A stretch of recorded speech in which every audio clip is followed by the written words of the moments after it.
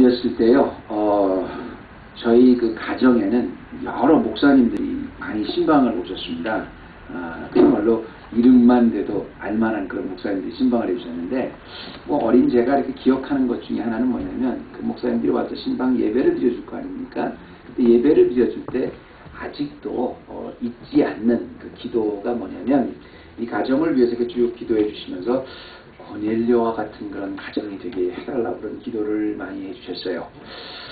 글쎄요, 어렸을 때는 뭐 고넬료가 누군지 잘 몰랐지만, 왜 그랬는지는 모르겠지만 그 고넬료라는 이름이 저에게는 굉장히 인상이 남았습니다. 그래서 저도 역시 자라면서 사실은 고넬료가 누군지도 잘 모르면서 우리 가정을 위해서 기도할 때 어린 나이에 우리 가정도 고넬료와 같은 가정, 하나님께 복받는 가정 되게 해달라 그런 기도를 많이 했습니다. 또 남들의 가정을 위해서 기도할 때도 가정을 위해서 기도할 때는 고넬료의 가정. 그래서 사도행전에서 하여튼 그 가정, 그러면 이제 고넬료의 가정, 복받는 가정, 축복받은 가정, 뭐 이렇게 생각을 하면서 자랐는데요. 사실 지금 와서 제가 여러분에게 오늘 그 말씀을 전하는 것은 왜 그러냐면, 그럼 고넬료가 사실 누굽니까? 고넬료는 오늘 말씀해 보면 로마의 그 주둔하는 그 이태리 군대의 로마 군대의 백부장인데요. 쉽게 말하면 이방인입니다. 이방인인데 그 이방인의 전 가족이 한꺼번에 베드로에게 세례를 받고 구원을 받았어요. 뭐 지금의 시각으로 보면 이게 그렇게 대단한 건가? 누가 예를 들어서 뭐 어떤 교회에 와서 예수 믿고 구원받았다. 그 뭐 즐거운 일이지 뭐 그렇게 대단한 사건인가 생각하시겠지만, 이때 초대교회 당시로는 굉장한 사건이었습니다. 이태리의 완전한 이방인의 한 가정이 그 세례를 받은 사건인데요. 한꺼번에 구원을 받은 거죠. 더구나 이게 이제 예루살렘 그 교회의 그 최고 지도자였던 베드로에게 세례를 받고 다 한꺼번에 구원을 받았는데, 사실은 여러분 그 오늘 이 사건이 그때 당시로만 봐도 우리가 이제 성경적으로 보면 이방인의 한 가정이 그 베드로에게 세례를 받고 구원을 받았다는 것도 굉장한 일이긴 하지만, 그 고넬료의 사건을 통해서 정말로 더 중요한 것은 뭐냐면, 그 전 가족이 구원을 받을 수 있도록 세례를 베푼 사람이 다른 사람이 아니라 지금 예루살렘 교회의 최고 지도자인 바로 베드로였다는 것입니다. 그게 굉장히 중요한 거예요. 그 베드로의 손을 통해서 한 이방인 전 가족이 한꺼번에 세례를 받고 구원을 받았다. 이 사건이 왜 얼마나 큰 사건이었냐면요. 바로 이 다음에 우리가 11장에 보면 베드로가 고넬료의 가정에 세례를 받은 이 사건 때문에 예루살렘 교회에서는 일대 논란이 일어납니다. 혼란이 벌어져요. 아니 어떻게 교회 최고의 지도자가 이방인에게 세례를 베풀어서 다 구원을 받게 할 수 있느냐? 그때 당시에 아시다시피 초대교회 기독교인들은 다 유대인들이었습니다. 주데오 크리스찬이었었죠. 근데 어떻게 예루살렘 초대교회의 대표적인 지도자인 베드로가 이방인 전 가족에게 세례를 베풀었느냐? 이걸로 인해서 큰 교회의 분쟁이 일어나는데요. 그냥 우리가 간단히 보면 이 사건은 단순히 그냥 한 고넬료가 그 구원을 받은 사건이지만, 아주 크게 보면 그 이제 복음의 시대가 활짝 열려서 이제 그 유대인뿐 아니라 이방인들에게도 마음껏 복음이 증거되는 한 시대가 끝나고 본격적인 새 시대가 시작된다는 아주 중요한 메시지가 있지요. 중요한 것은 한 시대가 끝나고 이제 한 시대가, 왜 근데 갑자기 11절에 와 있죠? 11장에 보면 이렇게 됐다는 거죠. 시대가 열리면서 한 시대가 열리면서 그 시대의 인물이 하필이면 다른 사람이 아니라 그 베드로를 사용해 주셨다는 겁니다. 베드로가 누구예요, 여러분? 예수님의 수제자 아닙니까? 그리고 사실은 그 베드로가 초대교회에서 처음으로 교회가 된 그 주인공이잖아요. 예루살렘 교회 전체를 대표하는 베드로의 손을 통해서 하필이면 이방인도 구원을 받을 수 있는 그런 그 새 시대의 주인공으로 사용해 주셨다는 것. 이게 굉장히 놀라운 사실입니다. 역설적으로 말하면 이제 성령님께서 베드로를 통해서 최고의 예루살렘 교회의 그 지도자였던 베드로를 통해서 이방인에까지 세례를 베풀 수 있는 그런 자세로 만들었다는 거죠. 그런 의미에서 제가 왜 이걸 바꿔달라 그러냐면요. 오늘 제목이 고넬료를 통한 베드로예요. 근데 영어로는 번역할 말이 없어. 그냥 제가 크넬리우스 앤 피터라고 이렇게 얘기했어요. 이 말이 왜냐면 한국말이 참 보면 좀 의미하는 바가 많은데, 많은 사람이 왜냐면 당연히 베드로가 먼저죠. 그죠? 베드로서 근데 베드로를 통해서 이제 고넬료가 그 세례도 받고 베드로가 사도였는데 크리스천이었는데 나중에 이제 고넬료 같은 사람이 결국 세례를 받았다. 이렇게 되는 게 사실은 전반적인 말인데, 제가 얘기는 뭐냐면 고넬료를 통해서 베드로가 무엇을 받았다는 거예요. 그래서 제가 Peter and Cornelius라지 않고 Cornelius and Peter라고 이렇게 얘기를 한 겁니다. 이때 당시에 고넬료라는 그 이방인 가족 전체가 구원을 받았다는 사실도 큰 사건이지만, 베드로라는 전통적인 유대인, 그리고 예루살렘 교회의 대표적인 유대인이 결국 자기의 마음을 열고 이방인에게 세례를 베풀 만큼 성령님이 역사하셨다는 게 더 큰 사건이기 때문에 그렇습니다. 사실 우리가 성경에 나오는 인물을 보면서 무슨 자꾸 혼동을 하게 되냐면, 어떤 성경에 어떤 인물이 있다 그러면 자꾸 제3자의 입장에서 관찰을 하려고 그래요. 그리고 그 3자의 입장에서 옛날에 이런 사람이 있었는데 이렇게 구원을 받았구나. 이 사람이 있었는데 이렇게 구원을 받았구나. 이런 식으로 자꾸 축복을 받았구나. 이렇게 생각을 하는데, 사실은 성경의 모든 사건은 사실은 3자도 아니라 2자도 아니라 납니다. 내가 대비해야 돼요. 고넬료라는 이방인 백부장이 하나님 앞에 복음을 받아들였다는 것도 중요하지만, 고넬료라는 이방인인데 감히 이방인이 하나님의 선민 유대인 기독교인 중에서도 가장 대표적인 베드로가 그에게까지 구원을 베풀 만큼 하나님이 베드로를 변화시켰다는 건 더 큰 사건입니다. 그래서 제가 고넬료를 통한 베드로라고 제목을 잡은 거죠. 그렇다면 고넬료 가정에서 세례를 베풀 만큼 누구보다 베드로에게 엄청난 사건이었던 이 사건을 통해서 우리가 무엇을 생각할 수 있는가? 과연 베드로는 어떻게 해서 고넬료에게 안수를 베풀 수 있었는가? 이때 당시로는 사실 불가능한 일이었습니다. 주데오 크리스천 개념으로는. 그런데 어떻게 해서 이게 가능한 일이었었는가를 첫 번째로 보면요. 고넬료의 가정을 통해서 변하게 된 베드로는 이것이 고넬료에게 안수를 한 베드로가 이 사건이 이것이 첫 번째로 가장 베드로의 모든 사역의 가장 아름다운 최절정이었었다는 겁니다. 이게 첫 번째예요. 그러니까 그의 베드로의 사역, 베드로의 하는 우리 모든 사역이 보면 대단해 보이잖아요. 근데 그 모든 대단한 사역 위에 가장 최절정, 최고의 전성기, 최고로 잘한 일이었다는 거예요. 하나님이 나를 가장 크게 써주셨을 때가 언젠가 베드로를 보면 바로 고넬료에게 세례를 베푼 거예요.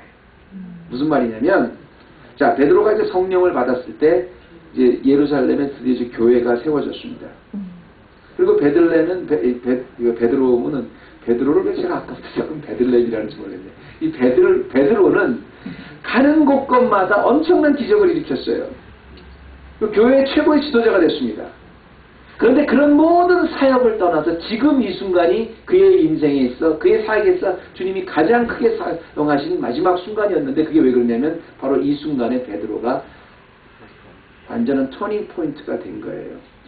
제가 오늘 다 이렇게 너무 길어서 읽지는 않았습니다만, 바로 이 사건 전에 보면 이제 9장을 이렇게 쭉 읽어보면 베드로가 이제 가는 곳곳마다 사람들을 병자를 고치는데 얼마나 대단하게 고치냐면요, 옛날같이 그렇게 고치는 게 아닙니다. 유대인의 거의 법도를 넘어서 거의 예수님 같이 병자를 고쳐줘요. 어떻게 고쳐주냐면 이제 바로 이 전에 무슨 사건이 나오냐면 다비다 있지 않습니까?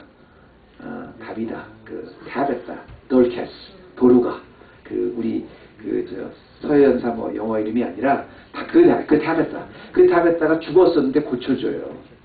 근데 이 죽었다 고쳐주면 단지 신유, 병 고침을 하는 거 그 이상의 사건입니다. 왜냐하면 유대인의 법률로 보면요, 죽은 사람을 만질 수가 없었어요. 죽은 사람은 같이 가면 그 법 안 됩니다. 그래서 레위인들이 사마리아로 가다가 강도 만난 사람 그냥 지나갔던 게 같이 가면 안 돼요. 부정을 탔기 때문에.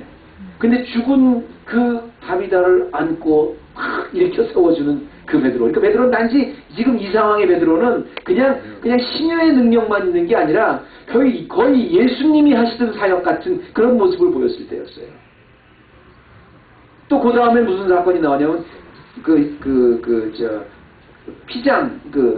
피장의 집에 들어간 시몬이라는 피장 뭐냐면 동물 가죽 이렇게 수공하는 그런 직업인데, 옛날에 부정한 동물 이렇게 죽이거나 만지면 안 되잖아요. 근데 그거를 죽여서 가죽을 만드는 그런 사람 집에 가서 하룻밤을 잡니다.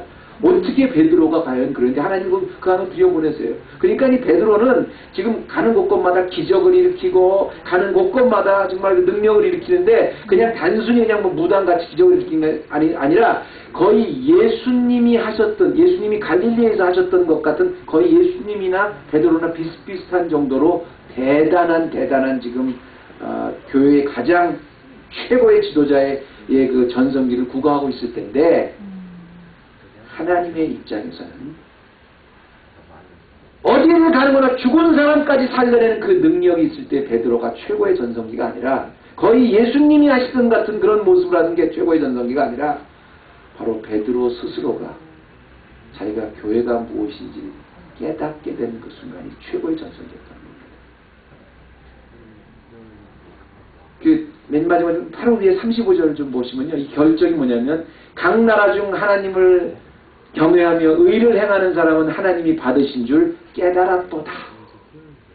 이게 베드로가 뭐냐면 언제 고백한 거냐면, 거의 베드로의 사역이 다 마지막, 이제 10장 이후로 베드로는 잘 나오지도 않습니다. 이제 바울이 계속 나오게 되지만, 거의 했을 때, 이게 사실 하나님은 사람을 36절에 볼까요? 36절에 보면, 34절에 볼까요? 34절을 보면 베드로가 입을 열어 가로되 내가 참으로 하나님은 사람은 외모를 취하지 아니하시고, 그 영어로는 뭐라 그랬냐면 I now realize how true it is that God does not show favoritism. 이걸 깨달았다는 거예요. 언제? 자기 그 모든 사역을 다 지나고 이제 사도행전에서도 거의 주인공 역할이 마지막에 이게 베드로의 절정의 사역이었었어요. 하나님의 능력으로 예수님의 병자를 찾아가서 고쳐주고 죽은 사람까지 살리는 그게 그의 사역의 최고가 아니라, 바로 하나님의 사역을 깨달은, 하나님이 원하신 것이 무엇인가, 하나님이 왜 나를 택하셨는가, 왜 내가 존재하는가, 진짜 성령님이 나에게 원하시는 게 무엇인가, 나는 왜 교회인가, 이 사실을 깨달은 게 진짜 전성기예요. 여러분, 교회 전성기라 그러면 수십만이 모이고, 교회가 무슨 사역을 하고, 어떤 사람은 이렇게 그런 교회에 그렇게 기도하는 사람도 있더라고요. 내가 목사님 한 달에 10만 불씩 11조 할 수 있게 그렇게 좀 기도해 주세요. 그런 사람도 있더라고요. 내가 정말 그래서 100군데다 성경 보는 이런 게 전성기가 아닙니다. 우리 교회의 가장 큰 전성기는 뭐냐면, 내가 진짜 왜 존재하는가, 교회가 무엇인가, 성령님이 원하시는 게 무엇인가, 그것을 깨달은 거예요. 베드로에겐 그랬어요. 지금까지는 그렇게 대단한 사람이고 가는 곳곳마다 기적을 베풀었지만, 가는 데마다 사람은 외모를 취하지 아니하시고, 35절에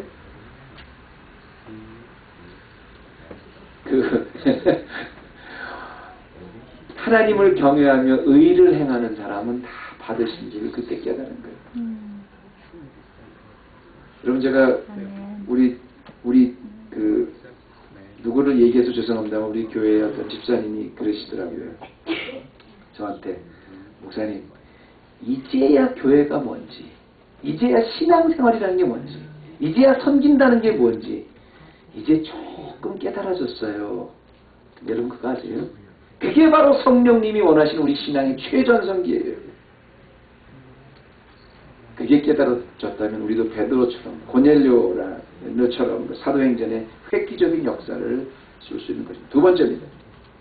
이번 고넬료를 통해서 베드로가 그 영적인 최전성기를 만들기 위해서 우리가 두 번째 또 한 가지 그것이 영적인 최전성기였다는 것으로 더불어 또 하나 우리가 알아야 될 건 뭐냐면 그렇게 영적인 최전성기가 되게 하기 위해서 성령님이 얼마나 세밀하게 관여하시고 바꿔주셨나를 이 말씀을 통해서 봐야 돼요. 그래서 제가 오늘 1절부터 35절인데 쭉 다 같이 읽은 거예요.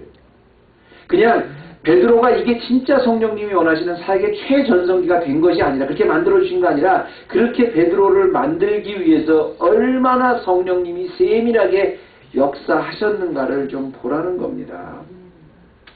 비록 베드로는 최초의 초대교회인 그 예루살렘 교회의 최고 지도자였지만 진짜로 주님이 원하시는 내가 이제야 깨달았도다 이걸까지 가는데 엄청나게 성령님께서 베드로를 많이 바꾸셨어요.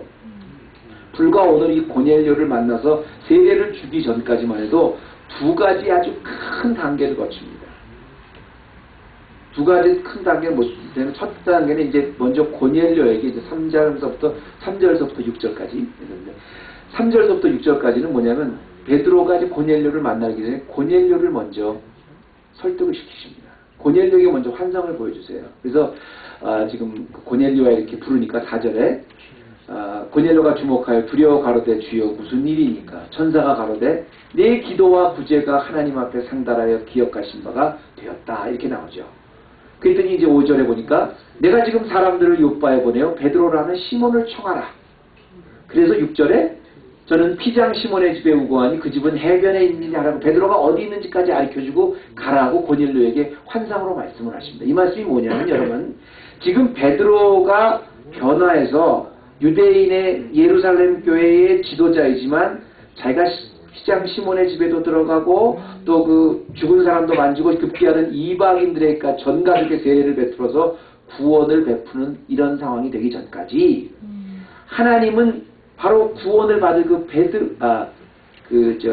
고넬료를 통해서 구체적으로 지금 시몬이 어디 있는지, 베드로가 어디 있는지, 베드로가 무언지, 그 사람을 보내라고 구체적으로 베드로를 이곳에 올 수 있게끔까지 관계를 하신다는 겁니다. 관여를 하셨다는 거예요. 이게 첫 번째 단계였어요. 아주 치밀하게 계획을 하셨다는 거예요. 유대인 베드로가 어떻게 감히 불경스럽게 피장의 집에 들어가게 됩니까? 그런데 하나님께서 들어보내셨어요. 그 다음에 들여보내신 다음에 고넬료에게 가르쳐 주셨어요. 너 지금 피장의 집에 가보면 네가 만날 베드로라는 사람이 있다. 가서 데리고 와라. 가르쳐 주시는 거예요. 이게 첫 번째 단계였어요. 두 번째 단계는 더 세밀하게 역사하십니다. 두 번째 단계는 좀 내려오셔서요. 어디를 봐주시냐면 9절 말씀 보시면 베드로가 지금 그 고넬료에게 이런 환상을 보여주실 뿐만 아니라 한편에서는 또 베드로에게도 환상을 보여주세요. 자 보세요. 이튿날 저희가 행하여 성에 가까이 갔을 그때에 베드로가 기도하려고 이제 지붕에 올라가니 시간은 6시더라. 제가 언젠가 그랬죠. 그 유대인들 그 집에는 그 지붕이 다 이렇게 있는데 그때 당시에 근데 지붕에서 6시였는데 10절에 보니까 시장에서 먹고자 하면 사람이 준비할 때 비몽사몽간 이제 먹고자 이제 제가 뭘 먹어야 되겠다 그랬을 때 비몽사몽간에 하나님 환상을 보여주십니다. 환상을 보여주시는데 뭘 보여주시냐면 엄청난 환상을 보여주세요. 하늘이 열리면 한 그릇에 내려오는 거 보니 큰 보자기에 네 귀를 메어 땅에 들였더라. 12절 그 안에는 땅에 있는 각색 네 발 가진 짐승 기는 것 공중에 나는 것들이 있는데 라고까지 이렇게 나오지 않습니까? 근데 여러분 제가 한 가지 질문을 한번 해볼게요. 지금 하나님께서 베드로가 먹으려고 그러니까 하늘에서 큰 보자기를 쭉 내려주시는 환상을 보여주시면서 한번 펴봤더니 거기에 그 안에 뭐가 있냐면 땅에 각색 네 발 가진 짐승, 기는 것, 공중에 나는 것들 이거 뭘 대표하는 겁니까? 유대인들의 입장에서 할렐루야. 너무너무 마음에 들어요. unclean animal 이런 거 못 먹게 돼 있죠. 유대인들이 못 먹게 돼 있죠. unclean animal이니까 그죠? 그 법으로 하늘에서 배고파서 밥을 먹으려고 그랬는데 하늘에서 환상을 보이시는데 큰 보자기가 내려오는데 보니까 그 안에 전부 unclean animal, 전부 유대인으로 지금까지 절대로 먹어서는 안 된다는 음식이 그런 그 동물들이 다 내려오는 거예요. 그래서 갑자기 하나님께서 왜 이걸 나한테 보여주실까 그랬더니 바로 13절에 그 다음에 소리가 있어 가는데 잡아 먹으라. Get up, Peter, kill and eat. 유대인으로서는 상상할 수 없는 지금 그 주문을 하시는 겁니다. 근데 베드로가 어떻게 했어요? 지금까지. 당연히 유대인으로서 지금까지 자기가 하나님의 법을 잘 지킨다고 생각했는데 갑자기 언클린 애니멀이 쫙 내려와서 이거를 잡아먹으라 그러니 베드로의 대답은 당연하죠. 14절에 뭐라 그래요? 베드로가 가로되 주여 그럴 수 없나이다. Surely not, Lord. Peter replied. 절대 그럴 수 없습니다. 그런데 재밌는 게 뭐냐면 그걸 못 먹겠습니다. 하나님 이거 부정한 음식이 unclean animal 내가 어떻게 먹습니까? 그때 환상 속에 하나님 뭐라 그러시냐면 I have 14절 계속 보시고요.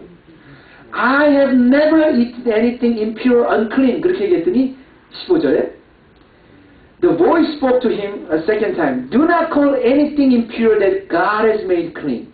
내가 깨끗하다고 한 것을 네가 부정하다고 하지 마라. 이런 말씀이 들려옵니다. 그리고 15절에 두 번째 또 이런 말씀이 들려오고요. 그 다음에 16절에 보니까 세 번 이런 똑같은 일이 있어요. 베드로가 내가 유대인으로 어떻게 하나님이 명하시는 이 더러운 음식을 내가 어떻게 부정한 음식을 어떻게 먹습니까? 했더니 내가 깨끗하게 한 걸 네가 더럽다고 하지 말라 그러면서 이 세 번 있은 후에 하늘로 그 그릇이 올라가는 꿈을 꿉니다. 그리고 고넬료가 보낸 사람하고 만나요. 이 말은 뭐예요 지금? 베드로가 이방인 고넬료에게 안수하기 위해서 안수해서 그 이방인의 모든 사람을 구원하기 위해서 한쪽에서는 고넬료에게 환상을 보여주셔서 어떻게 하라는 지식을 내시고 한쪽에서는 베드로를 세 번이나 계속 반복해서 꿈을 꿔서 설득하고 계신 장면입니다. 여러분 이게요 성령님이라고 해서 성령 받으면 이제 하나님이 원하신 대로 막무가내로 우리를 밀어붙이시는 게 아니라 모든 우리의 삶을 통해서 아주 세밀하게 우리의 그 멘탈리티를 자꾸 바꿔주세요. 우리의 고정관념을 자꾸 바꿔주시는데 세밀하게 베드로를 설득시키시는 거예요. 근데 거기서 깨달을 수 있어야 된다는 거예요. 내가 왜 이런 일이 일어날까? 나에게 왜 있던 게 주어날까? 그런 걸 통해서 좀 우리 생각을 할 줄 알아야 된다는 거예요. 계속 나를 계속 하나님이 훈련시키시고 이끌어 가시는 관점을 보면서 과연 성령님이 정말 나에게 원하시는 게 무엇인가를 우리가 좀 깨달아야 된다는 거예요. 이걸 교회의 역사라는 관점에서 보면요. 성령님은 항상 우리 교회를 이끌어 가실 때 교회에 대한 한 사람 한 사람 우리 하나를 절대로 강압적으로 이렇게 밀어넣지 않으시고 설득을 하셨습니다. 모든 사건을 통해서. 다 나가서 한 발짝 더 나가서 더 크게 보면 우리 하나하나가 전부 주님의 교회라고 믿는다면 내가 지금 당하고 있는 모든 환경은 성령님의 입장에서는 나를 베드로같이 깨닫게 해주시는 과정이고 나를 베드로같이 사역의 최전성기로 만들어 가시는 축복의 증거라는 겁니다. 그런데 그 고정관념을 깨뜨리지 못하고 끝까지 우리의 의를 계속 갖고 있으면 그만큼 우리가 고생하는 거예요. 유대인에게 부정한 음식을 먹는다는 건 정말 큰 도전이었습니다. 역겨워하는 거예요. 이건 죄인 줄 알았어요. 물론 죄라고 하나님께서 먹지 말라고 그렇게 명령하셨습니다. 그런데 하나님의 대답이 참 굉장히 하나님의 대답이 재밌지 않습니까? 먹지 말라고 하나님 하신 건데 그래서 난 지금까지 유대인이기 때문에 이런 거 절대 안 먹었다 그랬더니 하나님 뭐라 그랬어요? 내가 깨끗하다고 했으면 네가 더럽다고 하지 말라는 거예요. 맨 처음에 더럽다고 먹지 말라고 했던 것도 하나님이십니다. 근데 이제 내가 다 클린 시켰어. 깨끗해. 근데 네가 먹지 못하겠다. 그런 말 하지 말라는 겁니다. 내 삶 속의 진리라고 굳게 믿고 있던 것. 이건 정말 하기 싫은 것. 내 몸에 도저히 맞지 않는 것. 그럼 하나님 왜 나에게 이런 역할을 시키십니까? 그런 역할까지 내가 시켰으면 네가 하라는 겁니다. 그런 과정, 우리 삶 속의 과정 하나하나를 통해서 나를 다 세밀하게 바꿔주시는 그 과거를 우리가 정직하게 돌아보자는 거예요. 때로는 하나님께서 나에게 새 옷을 입혀주시고 새로운 진리를 깨닫게 해주시고 새로운 상황 속에서 내가 살게 하시면 얼마나 불편해요. 얼마나 불편해요. 그런데 그 불편한 가운데서 하나님은 계속 끈질기게 설득하십니다. 하나님은 분명히 정결하게 하셨어요. 그런데 베드로는 끝까지 정결하지 않은 거 못 먹겠다고 버티는 것입니다. 그런데 그 버티는 베드로를 3번이나 똑같이 반복해 설득하셔서 바꾸어 주셨어요. 제가 우리 헤브론 교회 다 개척되고요. 참 감사한 게 뭐냐면 우리 헤브론 교회는 제가 아까 그 기도하면서 또 그랬지만 참 밭이 좋아요. 예수님이 말씀하신 그 4가지 밭 중에서 참 그 옥토와 같은 밭이구나 이런 생각이 들어요. 근데 워낙 옥토와 같은 밭이 돼서 이렇게 말씀이 떨어지면 참 잘 받아들이세요. 그런데 여러분이 옥토와 같은 밭이 돼서 그렇지 전 교회 정말 그 조그마한 개척교회에서 대형교회까지 다 섬겨봤었거든요. 근데 교인들한테 이게 성경 공부하거나 뭐를 마칠 때 제일 힘든 게 뭐냐면 고정관념 바꾸는 게 제일 힘들어요. 오죽하면 그 한국에서 사랑의 교회인가요? 그 오카는 목사님이 살아계실 때 그 55살 이상 된 사람한테 제자 훈련 안 받았대요. 그렇게 고정관념 바꾸기가 힘든 거예요. 내가 지금 교회다 그러면 어떤 내가 갖고 있는 좋은 교회의 개념, 교회는 이래야 된다는 개념, 그 교회란 무엇이라는 거 갖고 있는 거 고정, 그거 하나 틀 깨는데도 목숨을 걸어야 돼요. 너무너무 힘들어요. 그러나 주님이 먹으라고 하면 그건 결코 나에게 불편한 것이 나쁜 것이 아닙니다. 지난 우리 추수감사 만찬하면서 다른 교인들이 많이 오셨는데 제가 참 자랑스러운 거는 우리 성도님들이 참 교회를 보는 참 그 시각이 참 성숙하다 이런 생각을 해서 참 자랑스러운데 그 얘기는 뭐냐면 하나님이 이만큼 성장시켜 주셨구나. 베드로를 이만큼 만들어서 이방인 고넬료고 전가족에게 세례를 베풀 만큼 만들어주신 성령님이 놀라우신 거지요. 마지막입니다. 우리가 고넬료를 통한 베드로를 통해서 또 한 번 바라보는 건 뭐냐면 이 베드로를 바꾸기 위해서 고넬료를 거울처럼 사용하셨다는 거예요. 그러니까 우리 삶 속에 보면 우리를 바꿔주실 때 가만히 보면 우리가 뭘 진리를 봐야 되냐면 나에게 굉장히 새로운 삶을 바꿔주실 때 나에게 주시는 환경을 통해서 내 믿음을 바라볼 수 있는 거울로 보라는 거예요. 그걸 리플렉트 해보라는 거예요. 베드로는 지금 최고의 그 예루살렘 교회의 지도자입니다. 고넬료는 지금 처음 예수 믿는 사람이었었어요. 근데 그 처음 예수 믿는 그 고넬료가 말이죠. 베드로의 믿음을 돌아볼 수 있는 거울이 됐다는 겁니다. 무슨 말인가 볼까요? 그러니까 2절부터 2절하고 22절 같이 쭉 고넬료에 대해서 나오는데 제일 먼저 2절에 고넬료를 소개할 때 뭐라고 먼저 나오냐면요. 이렇게 나옵니다.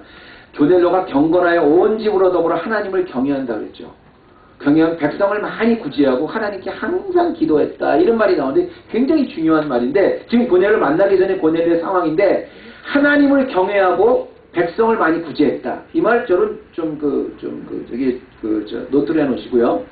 이때 당시에 이방인들이 어떻게 사실 하나님을 믿었느냐면 많은 학자들 그렇게 얘기를 합니다. 사실 하나님을 경외하고 백성을 많이 구제했다. 이 말은 뭐냐면 사실은 옛날에 회당에도 유대인이 아닌 사람들도 나왔습니다. 어떻게 컨버트가 돼서 이방인들도 나왔는데 유대인들은 싫어했다 그래요. 그렇지만 어쨌든 컨버트하는 과정을 거쳐서 나온 사람도 있었는데 그 중에 하나였을 겁니다. 분명한 거는 그것뿐 아니라 많이 구제했을 뿐 아니라 백성들을 또 많이 구제했던 그런 사람입니다. 그래서 맨 나중에 22절에 베드로를 만날 때 이 종들이 고넬료를 소개하는데 뭐라고 소개를 하냐면 22절에 고넬료를 소개할 때 뭐라고 소개를 하냐면 이렇게 소개를 해요. 저희가 대답할 때 백부장 고넬료는 의인이고 하나님을 경외하는 자라 유대의 온 족속이 지금 말하는 거는 지금 이렇게 이방인들을 말하는 게 아니라 온 유대의 족속이 칭찬하더니 저가 거룩한 천사의 지시를 받아 그 집으로 청하여 말을 들으려 하라 한다 해서 왔다. 이렇게 얘기를 해요. 이 말은 뭐냐면 비록 고넬료는 이방인 로마의 백부장이었었지만요. 베드로 이상으로 하나님을 경외하는 마음이 있었던 사람이에요. 섬기는 사람. At the same time 섬길 줄 아는 사람이었었어요. 로마의 군대라는 큰 권력을 가진 사람이었지만 믿는 사람이었고 하나님을 충실하게 믿는 사람이었고 또 사람을 섬기는 진짜 신앙인이었어요. 그런데 그 신앙인이 말이죠. 26절에 보면 인격까지도 아주 훌륭했어요. 뭐라고 그냥 베드로가 딱 들어오는데 베드로에게 엎드려서 무릎을 꿇습니다.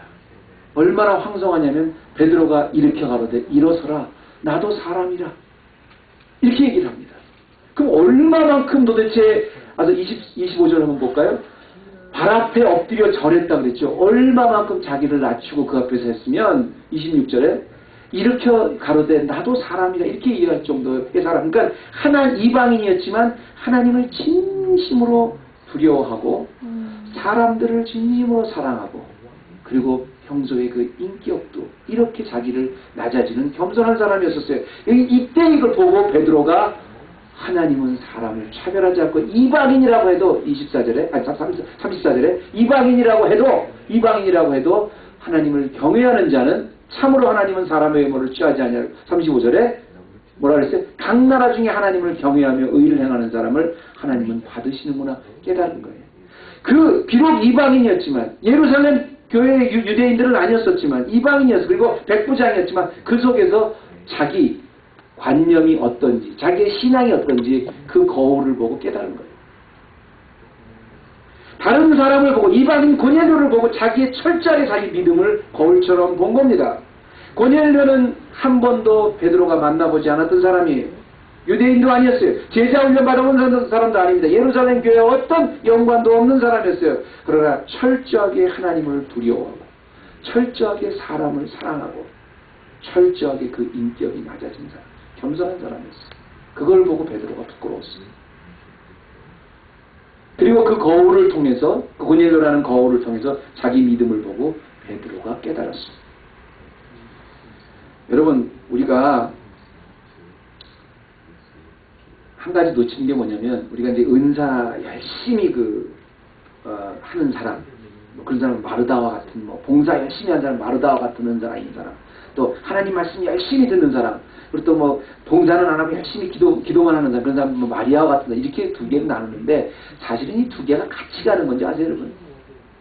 예를 들어서 내가 정말 하나님의 말씀은 열심히 듣는데 나는 사람한테 대해서 나는 하나님 말씀만 열심히 들으면 돼. 기도만 열심히 하면 되는 거 아무것도 안 하는 사람이죠. 그 사람 바리새적인 믿음이 있는 사람입니다. 반면에 내가 열심히 일하고 어디 가서 봉사를 한다든지 뭐 좀 하고 싶어요. 성교도 하고 싶어요. 팔걷어 붙여 하고 싶어요. 근데 기도는 안 해. 성경 말씀은 안 봐. 그래서 그냥 휴머니스트예요. 크리스찬이 아니고. 그런데 이 베드로는 말이죠. 저 멀리 고넬료라는 이방인을 통해서 자기의 믿음이 얼마나 쉘로하고 약한 것을 통해서 봤다는 겁니다. 말씀을 정리합니다. 베드로가 확실하게 깨달아서 주님이 원하시는 성령님이 원하게 된 것은 뜻밖에도 이방인 백부장 때문이었습니다. 이방인이면서도 어느 유대인 못지않게 때묻지 않은 이런 순수한 열심과 충성이 있는 사람을 보고 그리고 자기에게 나도 사람이다 일어나라 할 만큼 무릎을 꿇을 만큼 겸손한 사람을 통해서 베드로는 자기 믿음을 보았어요. 여기서 우리가 뭘 봐야 되겠습니까? 고넬료를 뽑으신 것도 하나님이십니다. 베드로를 뽑으신 것도 하나님. 그런데 베드로를 마지막 순간에 가서 결국은 정말 주님이 원하시는 게 무엇인가로 이렇게 만들어 가시는 그 성령님을 보면서 하나님의 은혜구나. 내가 이 순간에 존재하는 것, 내가 받아들이는 것, 그리고 하나님이 원하시는 방법으로 나를 완전히 황복시키는 것. 하나님이 성령님께서 지금까지 이뤄놓으신 하나님의 은혜였구나. 여러분 우리가 보이지 않아도요. 하나님이 나를 뽑으셨으면 하나님이 나를 위해서 일하고 계십니다. 베드로가 세례를 줬다는 것도 굉장한 성령님의 역사지만 베드로가 이방인 가족 전체에게 세례를 줄 만한 사람으로 줄 만한 사도로 만들어주신 것도 성령님이십니다. 끊임없이 베드로를 위해서 일하신 성령님의 역사였습니다. 내 삶 속에 하나님이 나에게 이만큼 큰 선물을 주신 것도 큰 은혜지만 사실은 나를 오늘 내가 하나님의 백성이구나를 깨닫게 하는데 이만큼 하나님이 노력하신 게 더 큰 은혜지요. 우리가 뭐 대단한 사람을 만나고 이런 게 중요한 게 아니에요. 내가 어떤 뭐 유명한 목사님을 만나는 게 중요한 게 아니에요. 뜻밖의 정말 생각지도 못하게 만난 믿음의 친구, 작은 교회, 작은 친구, 작은 목회자, 아니 나의 매일 보는 자녀, 남편, 아내 이런 하나하나를 다 통해서 결국은 하나님의 열심을 가지고 나를 그 모든 것을 합력해서 선을 이루어서 나를 베드로같이 깨달을 수 있는 인물로 만들어주신 성령님의 은혜. 그게 하나님의 은혜입니다. 기도하십시다. 하나님 감사합니다. 오늘도 우리가 베드로를 통한 고넬료만 보았지만 고넬료를 통한 베드로는 생각 못했음을 지금 고백합니다. 나에게 주어진 모든 보잘것없고 하찮은 심지어는 짜증나는 언어이 되는 그런 것 하나하나를 다 사용하셔서 나를 오늘도 믿음이 깊숙이 깨닫는 자로 만드신 하나님, 오늘도 이 말씀이 내 심령의 골수에 와 닿아서 또 변화시켜 주시고 주님 원하시는 만큼 한 발짝 더 성화시켜 주시옵소서.